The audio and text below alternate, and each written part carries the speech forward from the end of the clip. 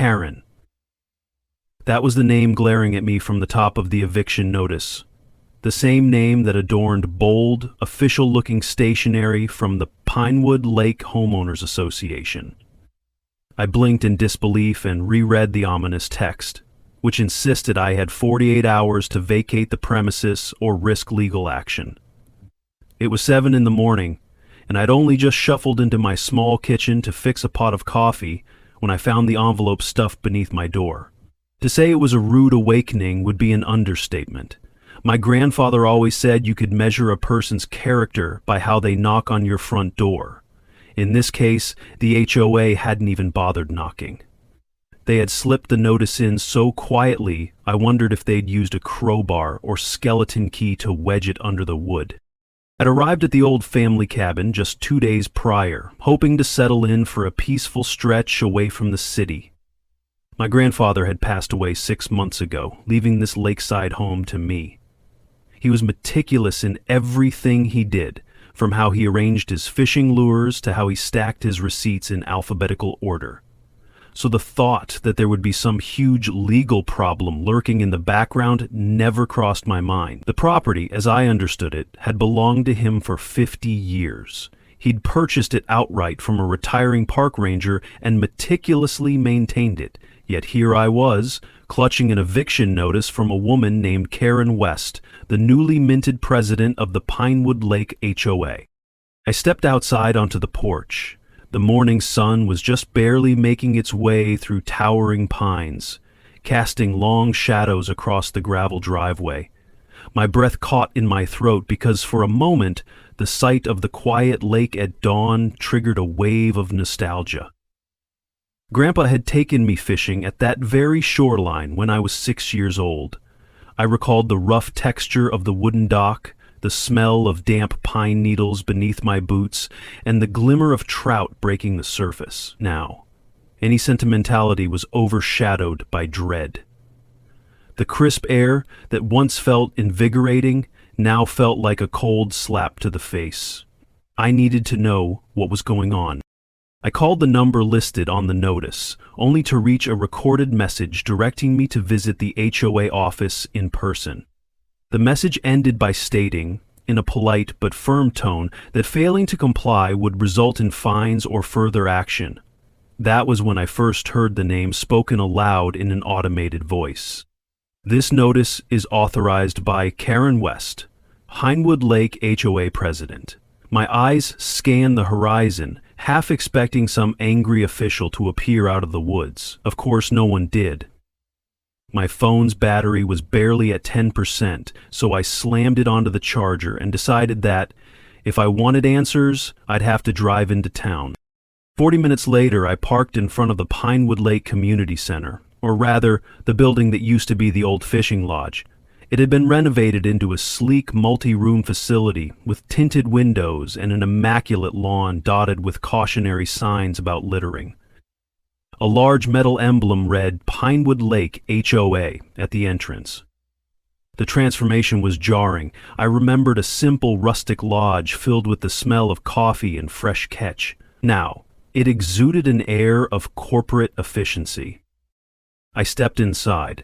The lobby was quiet except for a single receptionist wearing a crisp blazer and a name tag that read Andrea. She smiled politely, but there was something about her expression that seemed a little too practiced. As soon as I mentioned my eviction notice, she tapped at her computer and said, "You'll need to speak with Ms. West about that. She's in a meeting at the moment. I can squeeze you in for a brief appointment if you wait." I settled into a chair, scanning the brochures on the coffee table. Titles such as Maintaining Property Values and Why HOA Fees Benefit You were printed in glossy fonts. Each pamphlet featured smiling families, pristine docks, and calm water.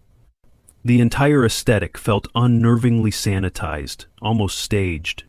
After 20 minutes, Andrea motioned me down a short hallway. Karen's office door was open. I heard the tail end of a conversation before stepping in. She was finishing a phone call in a clipped, no-nonsense tone, seemingly chastising someone about a late payment. When she finally turned her attention to me, it felt like standing before a stern headmistress. She was in her mid-50s, hair flawlessly styled into a neat bob, wearing a tailored suit that must have cost more than my entire monthly rent back in the city. Her demeanor exuded the confidence of someone used to giving orders and having them obeyed without question. As I entered, she gestured for me to sit, crossing her arms. "So," Karen began. There was an undertone of condescension in her voice. "You're the occupant of the old Porter cabin." She pursed her lips. "Your grandfather failed to pay HOA dues for several years, you violated new boundary regulations, and you have unauthorized structures on what is legally designated as community property. That's the short version." I stared at her, flabbergasted. Grandpa had never even mentioned an HOA. Yes, he'd once said there was some group that organized lake cleanups and barbecues, but that was decades ago, and it was nothing like this. Trying to keep my voice steady, I asked how in the world they could claim I owed them money for a property that had always been privately owned. Karen handed me a slim folder with typed pages, indicating updated covenants and boundary surveys. "I strongly suggest you review these documents. The eviction stands unless you can rectify all violations and pay the back dues." Then she narrowed her eyes. "We run a tight ship here at Pinewood Lake. We can't allow people to flaunt the rules. It sets a bad precedent." I left her office fuming. By the time I got back to my car, I felt like I was on the verge of a panic attack. Sifting through the folder, I saw references to a revised map that extended a diadesh that went near the ocean abroad some 50 feet past what I remembered to be the property line. Another clause mentioned a boat dock fee. That was odd because I didn't even have a functioning dock. All I could think about was how Grandpa's cabin had existed in peace for so long. Never once had he suggested that we were on contested land. I needed real answers, not just glossy, typed bullet points. I decided to hunt down a neighbor who might recall how these changes came about. My first stop was a small general store that still bore the sign Pinewood Market in chipped paint. Inside, the shelves were lined with fishing lures and canned goods, reminiscent of the store Grandpa and I visited when I was little. The store owner, Tim, recognized me from my last trip a few years back. When I explained the predicament, he shook his head grimly. "Karen West took over the HOA presidency about 4 years ago," Tim said. His voice hushed as though speaking of her might summon her wrath. "She started pushing for expansions and rezonings, even though some folks protested. Over time, a lot of the older residents moved away or were forced out by mounting fees. Now the entire association operates like her personal empire. You're not the first person to get eviction threats." A chill settled in my stomach. Tim's mention that older residents were forced out felt horrifyingly real. He advised me to check the county's official records at the courthouse. If Grandpa truly owned the land outright, there should be an original deed on file. I thanked him, bought a cup of coffee for the road, and sped off. The courthouse was a half-hour drive, set in the neighboring county seat, a small town ringed by farmland. After explaining the situation to the records clerk, I waited in a cramped reading room while she dug into archives.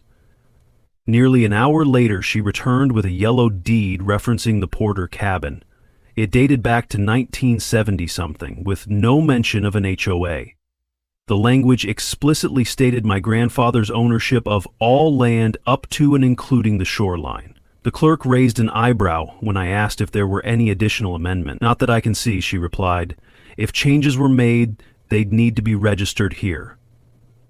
She shrugged, clearly unimpressed by the drama. "Sounds like you got a fight on your hands." I drove back to the cabin, feeling a surge of vindication. But that triumph was short-lived, because I arrived to find 2 uniformed individuals with a pickup truck parked in my driveway, rummaging around the side of the cabin. Startled, I shouted for them to stop. One of them, a stocky man with a sweaty brow, flashed an ID badge with the Pinewood Lake HOA logo. He claimed they were performing a property assessment. The other one, flipping through a clipboard, pointed to the rotted remains of what used to be Grandpa's wooden pier. "We're listing that structure for removal. It's a hazard and doesn't comply with regulations," he said. When I demanded that they leave my property, they informed me that the area was under dispute, so they had the authority to inspect. Then they piled into their truck and drove off with a squeal of tires, leaving me in a haze of disbelief and anger. After pacing around the cabin's living room, I made up my mind to search every nook and cranny for Grandpa's old documents. He was never one to throw away official paperwork. Sure enough, buried in the back of a rusted filing cabinet, I discovered a thick binder labeled Lake Cabin Records. Inside, I found survey maps, property tax receipts, even a few notes scribbled in Grandpa's tidy handwriting. One entry stood out. HOA reps visited, asked about selling or updating landlines. I refused. They claim new community rules trump old deeds. Doubt that. Must check county records again. It was dated about 3 years ago, around the time Karen West supposedly rose to power. Grandpa's suspicion was obvious, and it appeared he'd been fighting them quietly. My fists clenched. If only he had told me sooner, maybe I could have helped. Night fell, and I found myself sleepless, pacing the creaking floorboards while a single lamp illuminated the musty living room. I could almost feel Grandpa's presence, remembering the nights we spent here, him dozing off in the armchair while the crackling fireplace warmed the space. My phone chimed around midnight. It was an email from an old friend of mine, Hannah, who happened to be a paralegal in the state capitol. I'd sent her a frantic message earlier. She apologized for the late reply and advised me to gather as much documentation as possible, original deeds, county records, evidence of harassment, then consider filing for a temporary restraining order if the HOA kept encroaching. My exhaustion melted into a determined focus. I would fight this. The next morning, I started my day early, determined to figure out how far Karen West's influence spread. I visited neighbors one by one, introducing myself and explaining the predicament. Some shut their doors politely, clearly afraid to speak out. Others opened up just enough to share that the HOA had been relentlessly fining them for minor infractions. Bird feeders placed too close to the road, fences that were a couple inches taller than the guidelines allowed, even porch decorations that apparently clashed with the community aesthetic. One man, Gary, said he'd paid thousands of dollars in fines until he finally gave up and sold his place to a friend of Karen's. His voice shook with frustration when he recounted the day he moved out, leaving behind a lake home he had cherished for 2 decades. That afternoon, I received a phone call from a blocked number. A clipped female voice said, "Just a heads up. Watch your step. Karen has friends in high places." Before I could respond, the line went dead. My scalp tingled with a mix of fear and fury.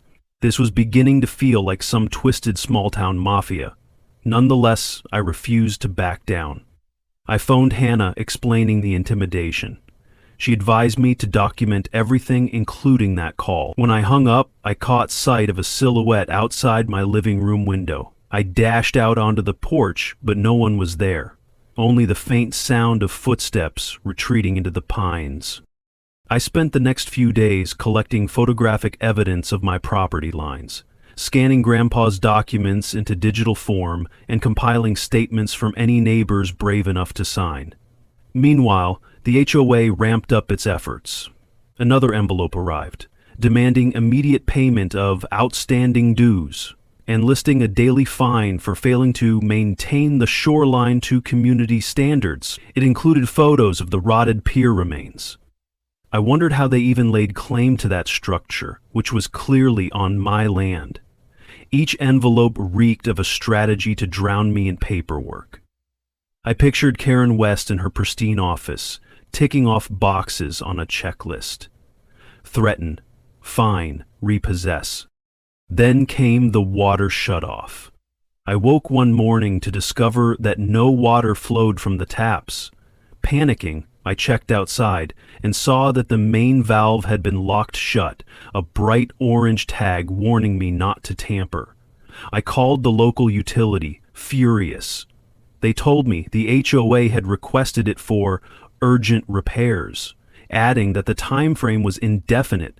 Realizing I might be stuck without water for days or weeks, I bought several large jugs from the supermarket and rigged a makeshift camping shower in the backyard. The more inconveniences they heaped on me, the more resolved I became to see this through.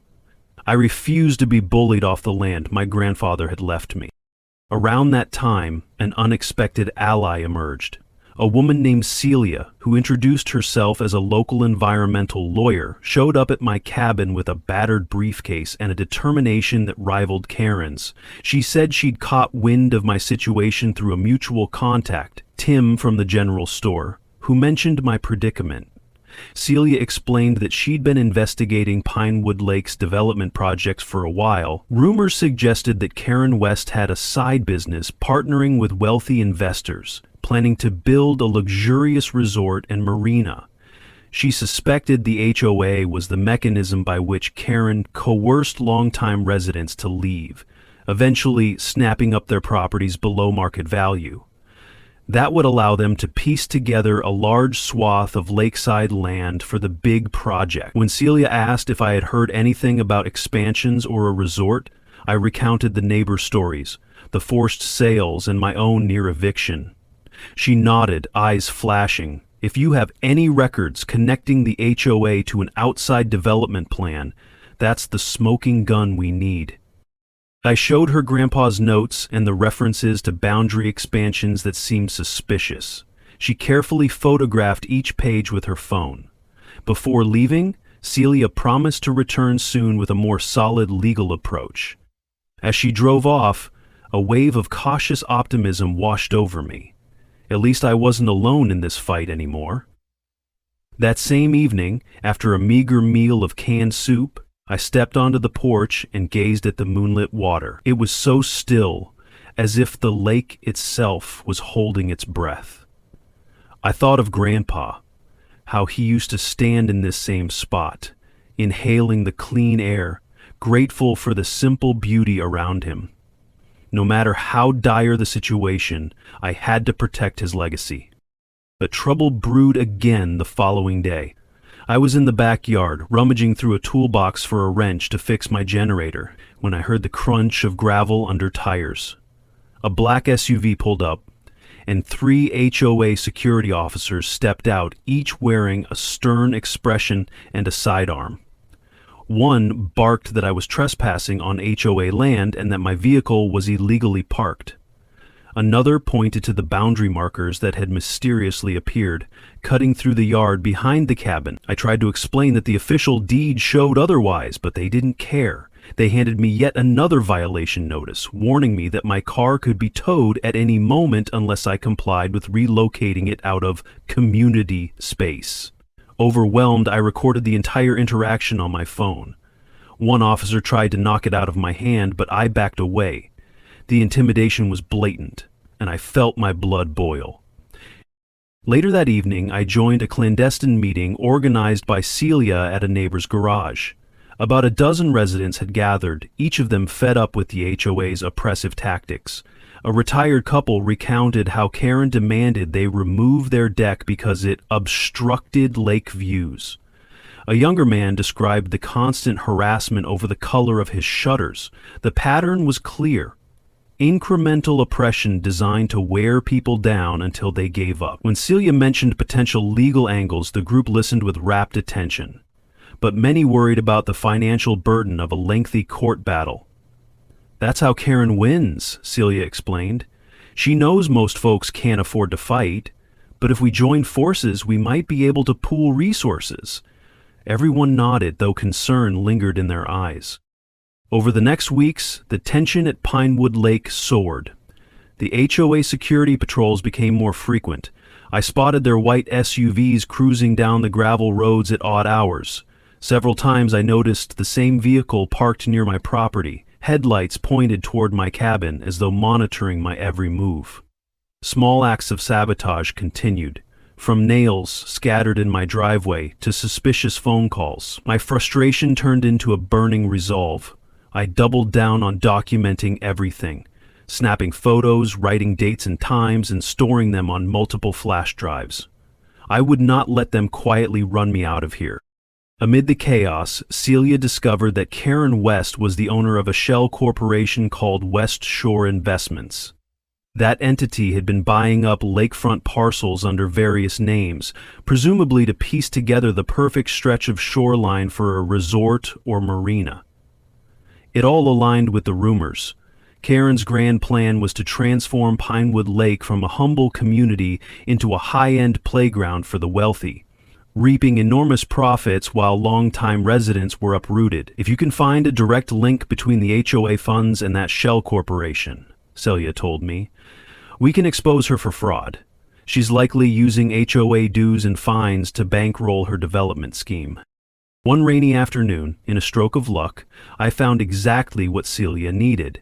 Rooting through Grandpa's disorganized workshop, I uncovered a battered folder marked HOA Shenanigans. Inside was a slip of paper dated 2 years prior, listing deposit amounts from the HOA's official account to a suspicious entity that matched West Shore Investments' P.O. box.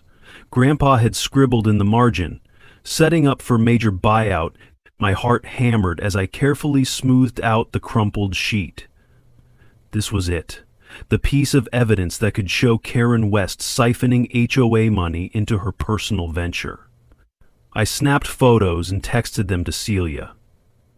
She immediately called back, voice trembling with excitement. This could bring the whole scheme down.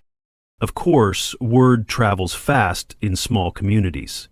Just a day after I informed Celia, I awoke to find my entire front porch vandalized. Someone had thrown paint across the door, and the words "sell or else" were scrawled in angry black letters. I filmed it, feeling a nauseating twist in my stomach. Up until that point, the intimidation had been mostly official notices, but this was a direct, hostile threat. I contacted the local sheriff. When a deputy finally arrived hours later, he walked around, mumbled something about neighborhood disputes, and wrote a minimal report. He left without any promise of follow-up. I suspected he might be in Karen's pocket or just didn't want to get involved. This complacency from law enforcement only heightened my sense of isolation. Nonetheless, I pressed forward, working with Celia and a few brave neighbors to build a case. Finally, the day came when Celia filed a lawsuit on behalf of multiple plaintiffs, including myself, against the Pinewood Lake HOA and specifically naming Karen West. The suit alleged fraud, illegal land grabs, misappropriation of funds, and harassment. We also filed for a temporary injunction to stop the HOA from enforcing its questionable fines and from forcibly evicting anyone until the matter was resolved. Karen responded by doubling down on her stance. She appeared in local media, painting us as disgruntled residents who refused to respect community standards. She insisted the fines were legitimate, the boundaries were updated legally, and that her only motive was to improve property values for everyone. The nerve of that woman. A preliminary hearing was scheduled at the county courthouse. The night before, I could barely sleep, plagued by nightmares of showing up unprepared or having the judge side with the HOA. When the day arrived, I walked into the courtroom alongside Celia, who clutched a stack of files. Karen sat across the aisle, flanked by 2 high-prezed attorneys. She offered me a tight, smug smile, as though already celebrating her victory. My stomach churned. Celia, however, remained calm and methodical. She presented the original deeds, Grandpa's notes, and the suspicious deposit slip. She argued that the HOA had no legal right to redraw boundary lines without proper county approval, and that the eviction threats and water shutoffs were clear attempts to coerce me into relinquishing the property.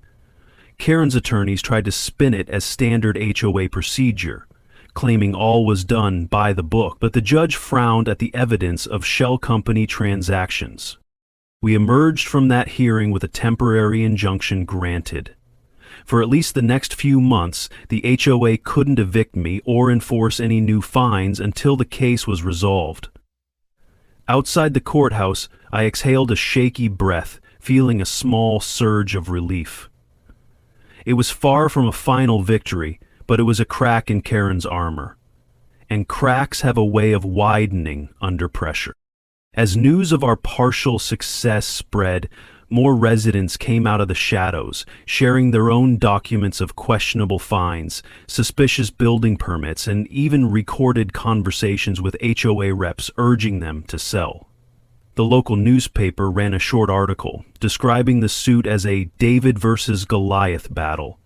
On social media, posts about the Pinewood Lake showdown circulated with fervor, painting Karen as either a visionary or a villain. The increased scrutiny, ironically, made me feel safer. Karen might still have been powerful, but the bright light of public attention was shining on her actions, and bullies often retreat when forced into that spotlight. But there was a final piece of the puzzle that we needed. Definitive proof that Karen was using the threatened shoreline for personal financial gain. Celia believed that if we could tie that rotted dock, or the land behind it, directly to any marketing materials or plans for the proposed resort, it would seal our case. Then, in a stroke of serendipity, a local fisherman named Joe came forward, claiming he had been hired by one of Karen's associates to drive potential investors around the lake in his boat, showing them prime shorelines for future developments. Joe had overheard them mention the old Porter property as the last key. If they got rid of me, they'd have an unbroken stretch of water access for a lavish marina. He provided contact numbers, partial memos, even a name or two of potential investors. Joe had been uneasy about the gig, but he needed the money. Now, he wanted to clear his conscience. Armed with Joe's statement, plus the deposit slip and the suspicious boundary expansions, we were ready to face Karen in a formal trial. Court documents were filed for an evidentiary hearing where each side would present discovery. In the weeks leading up to that date, the HOA's posture became increasingly frantic. I received repeated settlement offers, each more generous than the last. The final one even offered me $500,000 to walk away and sign a non-disclosure agreement. The sum was staggering, far more than the cabin's market value. But it also confirmed that Karen was desperate. I declined every offer. No amount of money could erase the way she and her cronies had tormented people out of their homes, nor could it bring justice to the many neighbors who had already left under duress. When the evidentiary hearing began, tension electrified the packed courtroom. The judge took his seat, glaring over reading glasses as he called the proceedings to order. Karen's attorneys attempted to pivot, framing her actions as a well-intentioned effort to modernize the community. But Celia countered by unveiling the newly discovered paper trail. Joe took the stand, explaining how he'd shuttled potential investors around, overhearing that Porter's lot had to be acquired by any means necessary. Next, Celia presented the deposit slip from Grandpa's battered folder, showing clear funneling of HOA funds into West Shore investments. Karen's attorneys looked visibly flustered. When the judge pressed them, they stammered about incomplete records and administrative errors. The more they struggled to justify themselves, the more glaring the truth became. Karen finally stepped up to testify. She tried to defend herself, insisting that she had done nothing improper, that West Shore Investments was a family business unrelated to the HOA. But under Celia's cross-examination, she became evasive. Details about how she'd secured boundary approvals or which officials had signed off on them were murky. She grew visibly agitated, voice rising as she contradicted her own earlier statements. By the end of her testimony, it was apparent she had tangled herself in a web of half-truths. The judge ordered a formal audit of the HOA's financials, to be carried out by an independent accounting firm. If their investigation confirmed the suspicious transfers and misuse of funds, it would spell not only the dissolution of the eviction case, but possible criminal charges for Karen. She left the courtroom in a huff, ignoring the barrage of questions from curious onlookers. I sank into my chair, heart pounding, but for the first time in weeks it was the adrenaline of triumph rather than dread. Sure enough, the audit revealed massive discrepancies. Over a span of 3 years, hundreds of thousands of dollars in HOA fees and fines had been diverted into West Shore investments. Some of it went toward marketing for a proposed luxury marina. With that bombshell, the case took on a life of its own. The county prosecutor opened an inquiry into possible fraud, embezzlement, and corruption. Karen West found herself facing more than just a civil lawsuit. There was talk of potential felony charges. The final hearing was practically a foregone conclusion. The judge declared the HOA's boundary expansions null and void, declared that all fines levied on me were unenforceable, and rescinded the eviction notices. He also ordered the HOA to reimburse me for damages, legal fees, and the months of utility shutoffs I had endured. Across the courtroom, Karen stared at me with a mix of venom and defeat. Her carefully cultivated empire was crumbling. In the weeks that followed, Pinewood Lake underwent a seismic shift in leadership. HOA members, outraged by the revelations, voted overwhelmingly to remove Karen and her allies from their positions.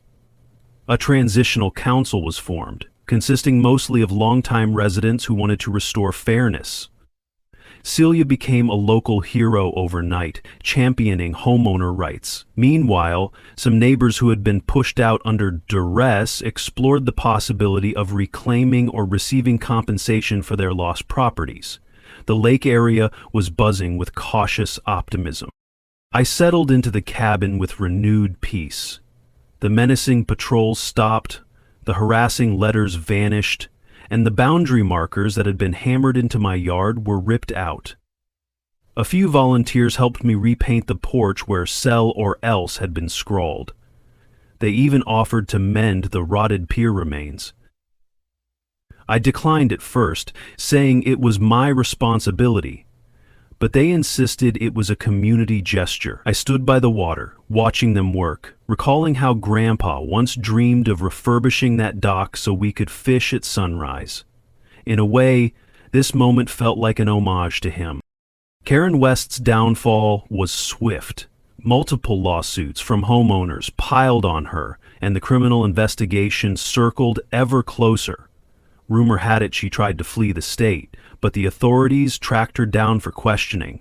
Her expensive attorneys negotiated a deal that could lessen her sentencing, but the damage to her reputation was irreparable. No longer could she manipulate the lake's future behind closed doors. I heard she sold her extravagant lakefront home to cover legal bills. The property was purchased by a family that planned to turn it into a bed and breakfast. The irony was not lost on me. The same imposing residence from which she tried to orchestrate a lavish marina would soon be open to travelers who simply wanted to enjoy the natural beauty of Pinewood Lake. On a warm spring afternoon, I walked around the now fully repaired dock, inhaling the sweet air that carried traces of pine and blossoms. A gentle breeze ruffled the water. The reflection of the cabin danced on the lake's surface. By the shore, a handful of neighbors were gathered, discussing the possibility of starting a local summer festival to draw positive attention to the area. This sense of community and collaboration might have been what Grandpa envisioned all along. In that tranquil moment, I was struck by the power of unity. At the start of this ordeal, I felt alone and targeted, but by shining a light on Karen's schemes, by cooperating with neighbors and a determined lawyer, we turned the tide. Our fight was never about a single cabin. It was about safeguarding an entire community's right to coexist without being bullied or exploited.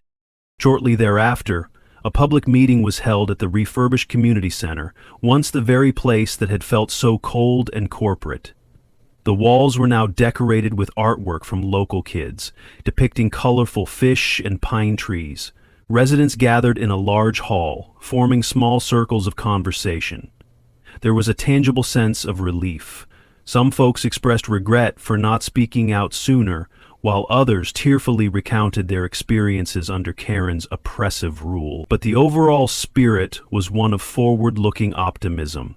A new council was democratically elected, emphasizing transparency and homeowner input on every major decision. When it was my turn to speak, I thanked everyone for their support.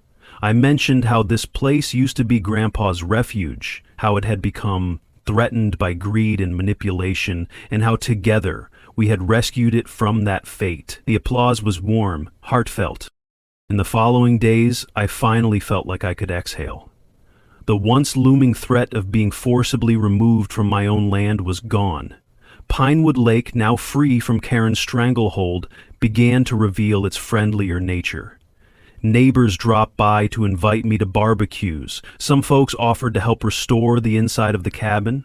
Children laughed as they fished off the newly stabilized dock. One older resident gifted me a framed map of the lake, an antique copy that marked my grandfather's parcel exactly as it had always been recognized, unquestionably extending to the shoreline. I hung it in the living room near the fireplace. As the mild summer gave way to a cool autumn, the pines shed their pollen, and the lake's surface reflected red and gold foliage. I'd wander out in the early morning with a mug of coffee, stand on the deck, and watch the mist rise from the water.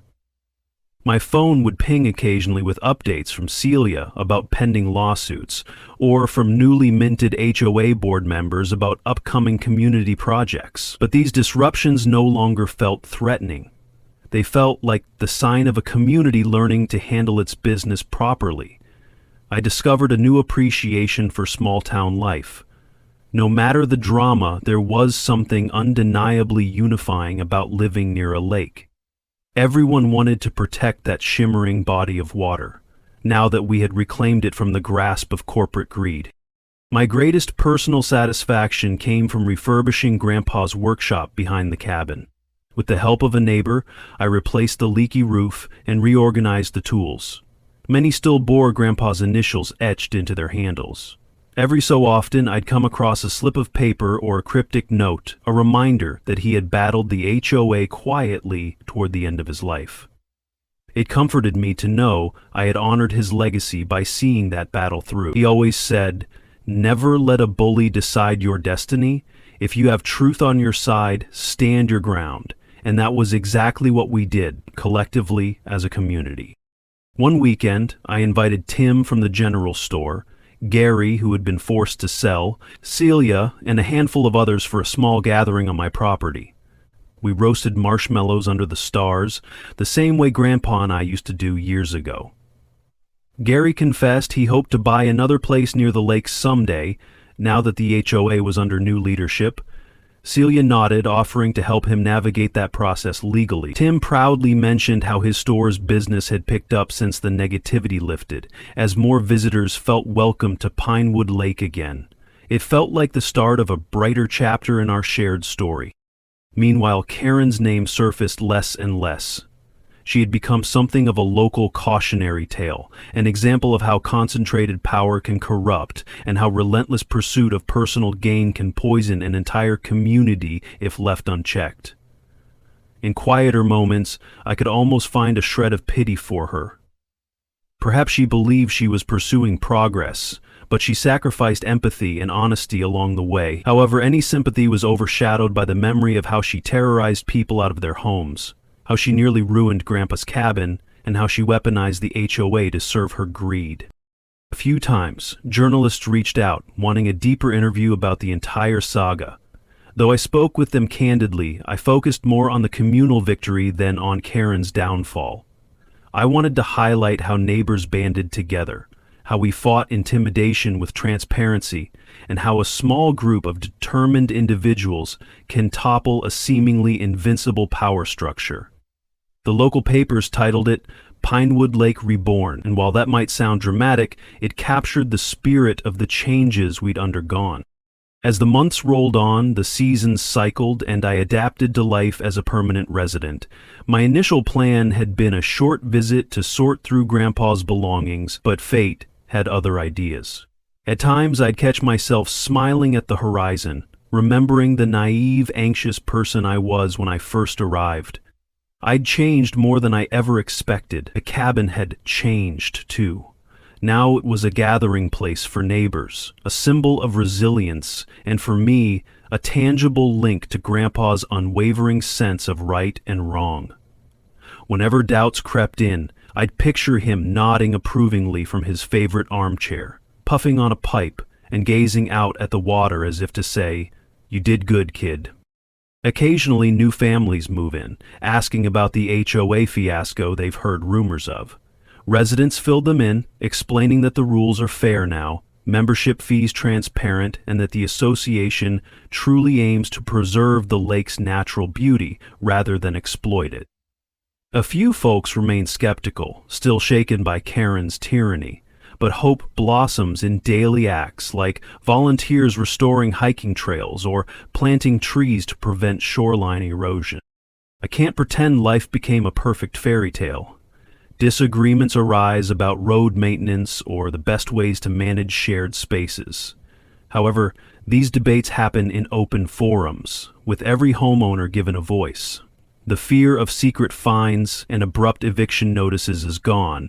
We learn the hard way what complacency can cost, so vigilance and active participation define the new Pinewood Lake. That, in itself, is Grandpa's legacy as much as it is mine. His old fishing rods stand propped in a corner of the repaired dock.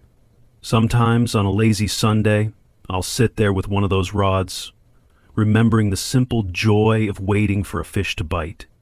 The reflection of the pines against the shimmering lake reminds me that natural beauty is delicate, easily overshadowed by greed, unless protected by determined, caring people.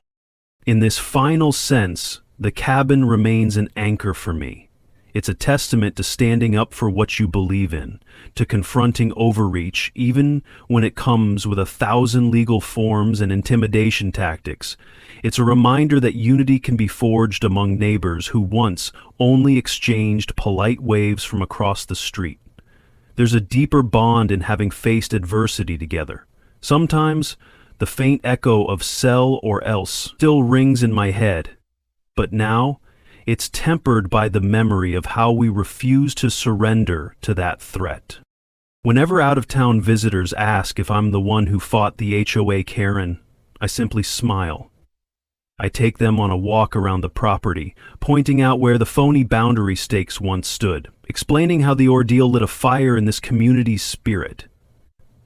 I show them the old folder of documents Grandpa kept, the deposit slip that helped blow Karen's scheme wide open, and then I lead them to the rebuilt dock, letting the peaceful hush of the water speak for itself. That hush says more than any legal paper or news article ever could. It says that Pinewood Lake belongs to those who cherish it, not to manipulative figures who see it purely as a profit machine. I'm not naive. People like Karen still exist in countless communities, leveraging rules and regulations to line their pockets, emboldened by the apathy of others. But Pinewood Lake's story proves that even the mightiest HOAs and cunning manipulators can be unmasked. You just have to be ready to gather evidence, form alliances, and shine a light on every underhanded deal. In the end, sunlight is the best disinfectant.